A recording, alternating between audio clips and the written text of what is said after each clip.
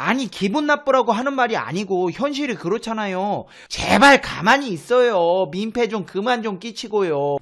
페페TV 쉽고 재미있는 시사 경제 채널 페페TV에서 알려드립니다. 터키는 한국전쟁에서 유엔군 파병 규모 4위로 우리나라에 도움을 준 나라입니다. 심지어 터키의 고대사는 대한민국 역사와 관련이 있는 것까지 교과서에 언급되어집니다. 연평도 포격 사태 당시에도 동영상을 본 터키인이 한국은 혼자가 아니다. 50년대에 내 할아버지께서 한국을 위해 싸웠고 나도 그럴 것이다. 라는 글을 올려 한국인들에게 감동을 주었습니다. 무역으로도 한국에게 상당히 이익이 되는 나라입니다. 매년 10수억 달러의 무역 수지 흑자를 기록하고 있으며 56억 8천만 달러를 수출하고 6억 9천만 달러를 수입합니다. 방위산업 쪽에서는 누구보다 큰 고객입니다. 매년 한국제 무기들을 대량으로 수입하고 있습니다. 그 밖에도 KF-X 계획에 참가하고 싶다고 밝히는 등 국방에 있어서는 한국과 대단한 우호관계를 유지하고 있습니다.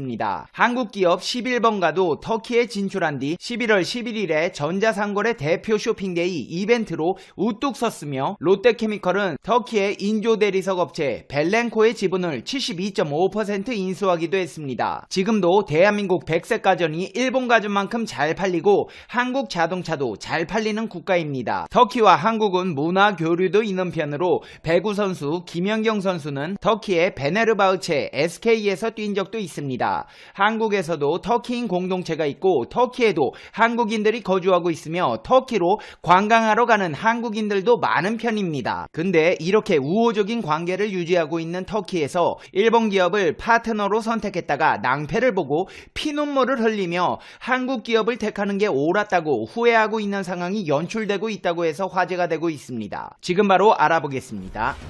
페페TV 팩트 체크. 파티흐 됴메즈 터키 에너지부 장관이 터키 북부에서 진행 중인 제2원자력 발전소 사업과 관련해서 일본 미쯔비시 중공업과의 협력을 중단키로 했습니다. 됴메즈 장관은 아나돌루 통신과의 단독 인터뷰에서 미쯔비시 중공업 측의 타당성 조사 결과가 예산 및 일정 측면에서 기대에 미치지 못했다고 밝혔습니다. 한마디로 전범기업 미쯔비시가 일 못해서 잘렸다는 겁니다. 그러면서 우리는 다른 원전 건설업체와 이 사업을 논의할 수 있을 것이라고 덧붙였습니다. 터키 제2원전 프로젝트는 원자력 발전소 4기를 건설하는 사업으로 지난 2013년 일본 미쯔비시 중공업과 프랑스 기업 아레바로 구성된 컨소시엄이 우리나라의 두산 중공업 등을 제치고 사업자로 선정됐습니다. 이는 2011년 후쿠시마 제1원전 사고 이후 첫 일본의 원전 수출 사례로 당시 일본 아베 정부는 세일즈 외교의 성과라며 대대적으로 자기 자랑을 대내외적으로 홍보했습니다.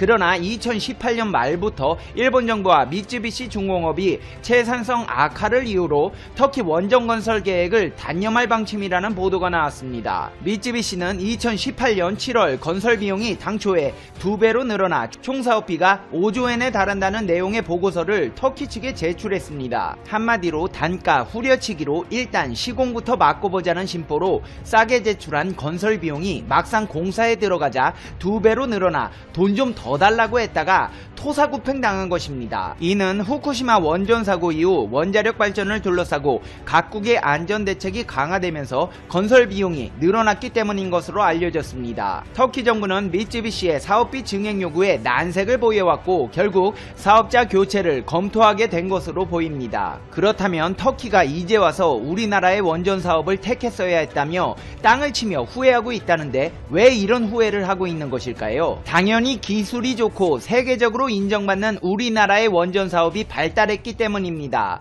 우리나라 원전 사업 메이드 인 코리아는 지금 엄청난 기술력으로 세계를 호령하고 있습니다. 한국 수력 원자력은 아랍에미리트에 이어 불가리아 원자력 발전소 시장에 진출할 가능성이 커지며 한국 원전의 우수성을 세계로 뽐내고 있습니다. 불가리아 에너지부에 따르면 한국 수력 원자력 원자력은 불가리아의 제2원전 건설 사업인 벨렌의 원전 사업의 전략적 투자자 후보 3개사 가운데 하나로 선정됐습니다. 이번 건설 사업 규모는 약 13조 4천억 원 수준입니다. 불가리아 정부는 한수원 등 3개 회사가 제출하는 제안서 등을 검토해 최종 건설 사업자를 선정할 예정입니다. 한수원 측은 남아있는 러시아 설비들을 바탕으로 원전을 건설할지 아니면 모든 설비를 걷어내고 새로 원전을 지을지 논의가 이루어져야 한다며 사업자를 선정하기 전 협의해야 할 사항들이 있다고 설명했습니다. 불가리아 원전은 여러 차례 중단되고 연기된 사업인 만큼 다양한 리스크를 심도 있게 검토하고 내실 있는 참여 전략을 수립해 협상에 임할 것이라며 한수원이 불가리아 원전 사업을 수주하면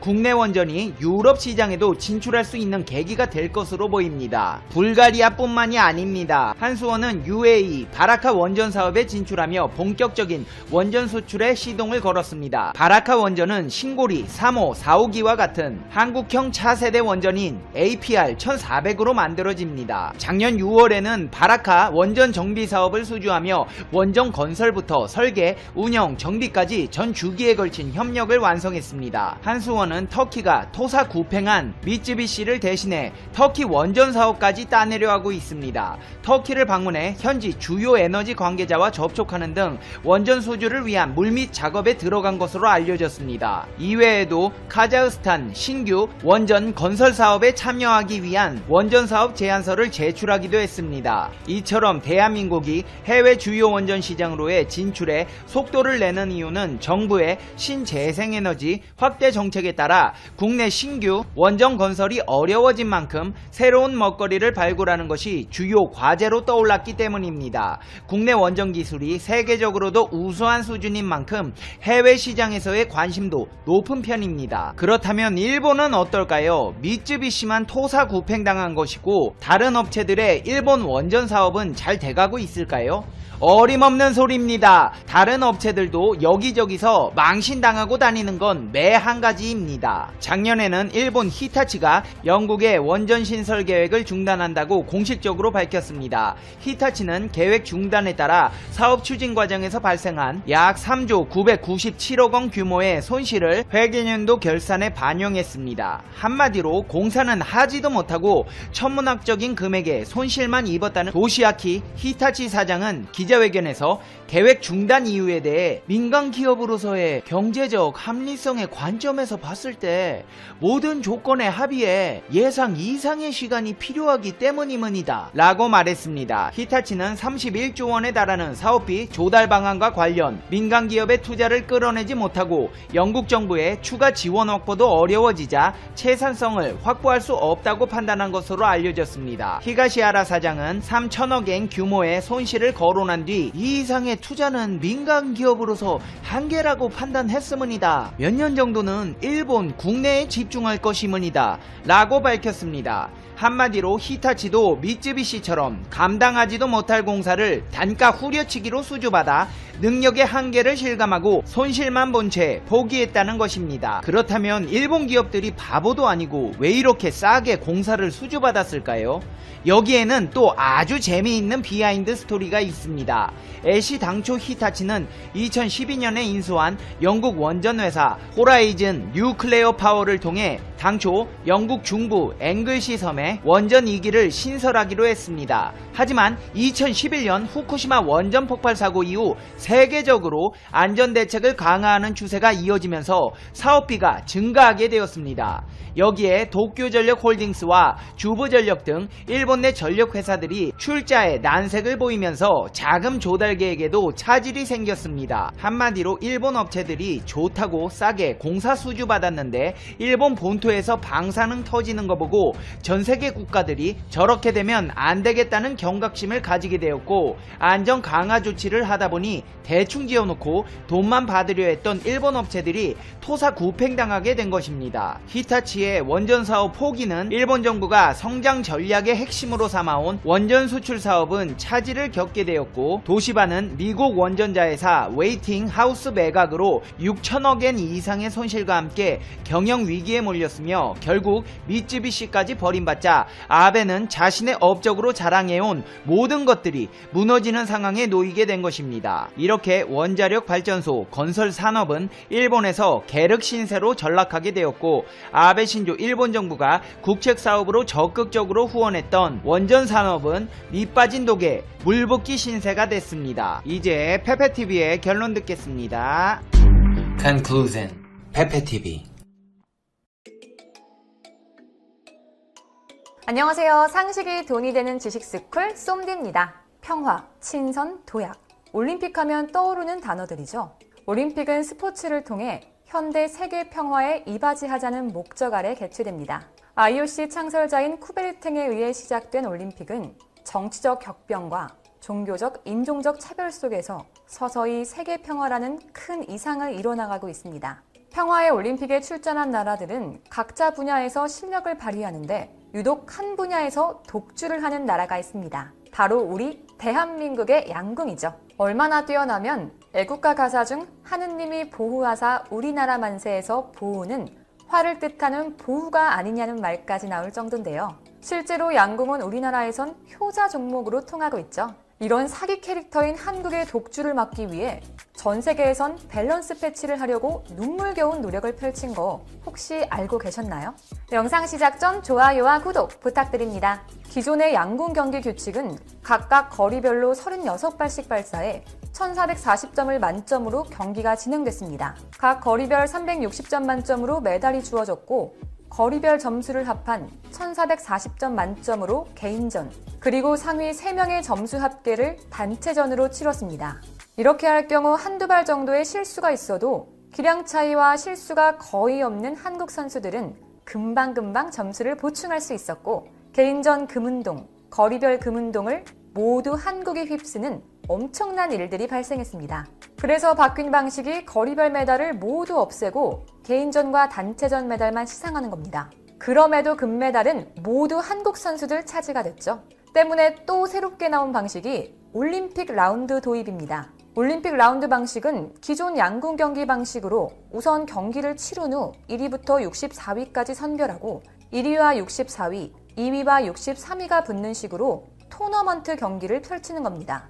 이런 방식에서는 1위부터 4위까지 선수들은 시드를 배정받아서 4강 이전에는 토너먼트 경기를 하지 않게 됩니다. 토너먼트 경기는 70m, 12발을 쏴 승패를 결정합니다. 이 방식은 상대적으로 체격이 크지 않은 점을 이용해서 한국 선수들을 불리하게 만들어 실수가 한 발만 있어도 한국 선수들은 무조건 떨어질 수 있게 만든 겁니다. 그렇지만 실수를 안 하면 되잖아요. 결국 이렇게 바뀐 방식에도 한국의 금메달 전선에는 이상이 없었습니다. 이쯤 되자 세계 양궁협회는 한국팀을 막으려고 별수를 다 뒀는데요. 단체전에서만이라도 한국의 금을 한 번 막아보자는 취지로 국가대표 선수들 수를 3명으로 줄여버렸습니다. 한국은 기량차가 거의 없는 4명이 특급 선수들로 구성되어 있습니다. 때문에 3명을 골라 출전하는 단체전의 특성을 이용해서 아예 출전 선수를 3명으로 줄여 1명의 컨디션 난조를 기대하는 다소 어이없는 방식이죠. 결과는 어땠을까요? 당연히 한국이 우승! 그러자 하다못해 양궁 표적지까지 바꿨습니다. 10점부터 1점까지 이루어져 있는 양궁 표적지를 1점과 0점으로만 구성된 표적지로 바꾼 건데요. 표적지에 검은 점 하나 찍어놓고 거기 들어가면 1점이고 안 들어가면 0점으로 처리하는 방식이었죠.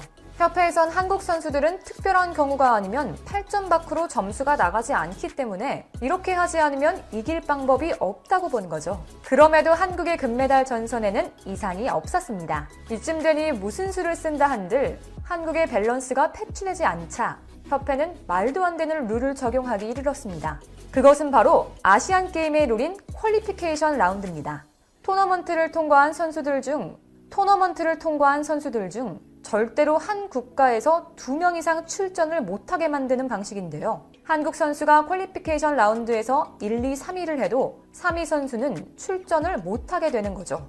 즉 최소한 1개의 메달은 한국 선수들이 차지 못하게 하는 효과와 함께 3위를 한 한국 선수가 본선에 못 나가는 심리적인 타격을 이용해 선수단 전체에 악영향을 미치도록 하려는 것이었습니다. 그 결과 어땠을까요? 더 이상 말하기엔 입이 아플 정도로 한국의 금메달 전선에는 이상이 없었습니다. 협회는 아무리 경기 방식을 바꾸더라도 한국에게 통하지 않다는 걸 깨닫자 이번에는 양궁 경기장을 바람이 부는 장소로 배정해 경기를 치르도록 했습니다. 하지만 태생부터 다른 능력을 가진 한국팀은 풍속을 정확히 계산해 바람이 부는 반대 방향으로 오조준을 하여 10점이 넘는 기량을 자랑해 협회를 좌절시켰습니다. 최후의 수단으로 협회는 아예 쏘는 곳과 표적지의 중간 지점에서 바람이 수시로 바뀌는 아주 요상한 장소에서 양궁 경기를 개최해버렸습니다. 하지만 이 방식은 오히려 한국 선수들의 기량이 얼마나 뛰어난지 보여주는 계기가 될 뿐이었죠. 다른 나라 선수들은 국가대표임에도 0점을 날리는 와중에 한국팀은 경기장에서 6점 이하로는 절대 날아가지 않는 모습을 보였고 협회는 도리어 다른 나라에게 호된 비판만 받았습니다. 여기까지가 한국 양궁의 독주를 막기 위한 세계 양궁계의 눈물겨운 노력의 역사였습니다. 이렇게 한국 양궁이 밸런스를 붕괴하는 모습을 보이자 협회 외에도 한국 양궁을 견제했던 사건이 있었는데요. 미국의 호이트 활 사건입니다. 1996년 미국 애틀란타 올림픽에서 남자 양궁 국가대표팀은 개인전과 단체전이 미국의 1점 차로 져 금메달을 놓쳤었죠. 곧바로 패배 요인을 따져보니 선수들이 사용하고 있는 활이 문제였습니다. 여자 대표팀은 일본의 야마하에서, 남자 대표팀은 미국의 호이트 제품을 사용했는데 당시만 하더라도 선수들이 사용하는 전문적인 양궁활은 미국과 일본 제품이 전 세계 시장을 장악했었죠. 그렇기에 양궁협회는 미국 호이트사에게 미국 대표팀과 같은 활을 주문했지만 돌아오는 대답은 노였습니다. 양궁협회는 대책을 마련하기 시작했습니다. 바로 선수들의 활을 국산화하는 거죠. 또 국내 대회에서는 무조건 국산활만 사용하라는 특단의 조치도 내렸습니다. 그리고 4년 후인 2000년 시드니 올림픽에서 남녀 선수단 전원이 순 한국산 활만을 가지고 출전했습니다. 그 결과 금 4개 중 무려 3개를 획득하는 엄청난 쾌거를 올렸죠. 그 후 2004년 아테네 올림픽 때부터는 해외 선수들에게도 점차 보급되더니 2007년 독일 세계 양궁 선수권 대회와 베이징 올림픽에서는 최종 10명 중 무려 9명이 한국산 활을 사용하고 있었습니다. 또 2011년에는 국산 활이 세계 시장 67%까지 석권했고 한때 세계 1, 2위를 다투었던 일본 업체들은 문을 닫고 말았죠. 이렇게 한국 양궁은 매번 어려운 순간과 질투 시기가 있었지만 그런 순간에도 놀라운 기량을 보여왔습니다. 그리고 그 기량은 최근에도 발휘됐죠. 한국 양궁 사상 처음으로 온라인 방식의 양궁 대회를 개최한 건데요. 대한양궁협회는 코로나19로부터 학생 선수의 건강을 지키기 위해 제31회 전국 남녀 초등학교 양궁 대회를 온라인으로 개최했습니다. 전국 초등부 62개 양궁팀 315명의 선수는 각 팀 연습장에서 경기를 치르고 경기운영본부가 이들 연습장을 화상회의 시스템을 통해 감독하는 방식으로 대회가 치러졌습니다. 이런 비대면 대회는 과거 이동수단이 발전되지 않았던 시절 세계 양궁연맹이 국제대회를 치르기 힘든 선수들로부터 기록지를 우편으로 받았던 우편 양궁 대회에 착안한 것이라고 하는데요. 양궁협회는 사전에 각 학교 지도자와 심판, 운영요원을 상대로 화상대회 설명회를 열어 방역관리를 철저히 하는 한편 거리를 재는 줄자와 관역, 표적, 기록지 등을 일괄 배포해 최대한 공정성이 확보되도록 대회를 준비했습니다. 그리고 훈련장 시설이 열악해 자체 대회 진행이 힘든 학교를 위해 거점 경기장을 마련했고 팀들 간 서로 마주치지 않도록 경기 시간을 조정했죠. 경기가 진행되는 각 현장에는 공인 심판과 경기 운영 요원을 각 한 명씩 파견해 관리를 맡겼습니다. 장영술 대한양궁협회 부회장은 성공적인 개최를 통해 향후 코로나 상황에 따라 초등부뿐만 아니라 다른 부까지 확대하여 실시할 수 있는 가능성이 열렸다고 말했죠. 이 정도면 애국가 가사인 하느님이 보호하사 우리나라 만세에서의 보호는 정말 화를 뜻하는 보호가 아닐까요? 심지어 우리 네티즌들은 매번 양궁대회가 열릴 때마다 그냥 금메달은 한국 깔아놓고 2, 3위끼리 알아서 싸워라 라는 시원한 반응을 보이기까지 하죠. 하지만 타고난 능력만 믿고 방심하는 건 금물이죠. 어느 곳이던 노력형 천재가 가장 강한 것처럼 우리 한국 양궁팀도 양궁 천재가 노력하면 얼마나 더 강력해지는지 전 세계에 보여줄 테니 모두 두 눈 똑바로 뜨고 보셔야 합니다. 이와 관련된 여러분의 다양한 의견 댓글로 남겨주시면 감사하겠습니다. 아, 혹시 주식하시나요? 문화 콘텐츠 관련 급등 종목이 알고 싶으시다면 오른쪽 버튼을 클릭해주세요. 안녕!